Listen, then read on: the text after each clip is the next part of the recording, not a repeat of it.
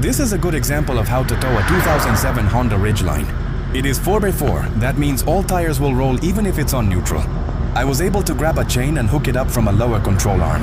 This lower control arm is strong enough to hold the chain to hook it up. Here is how I hooked it up. This lower control arm did not bend. I hooked the car up from the rear. It is risky to tow a car like this because it can damage the transfer case, especially if it's being towed like this with an engine off.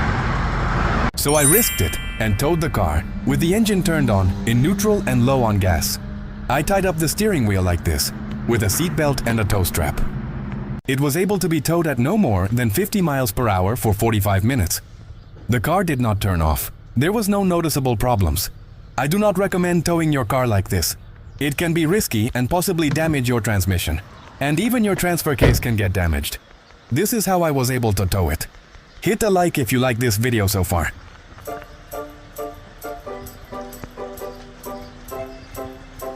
It got a little bit damaged here.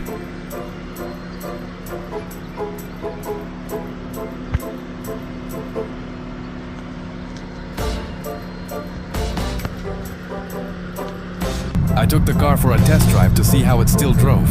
The car still drove very well. The car already had those dash lights on before even towing it. It is safe to say it worked, but I still would not recommend towing it like this. Thanks for watching and subscribe for more car insights.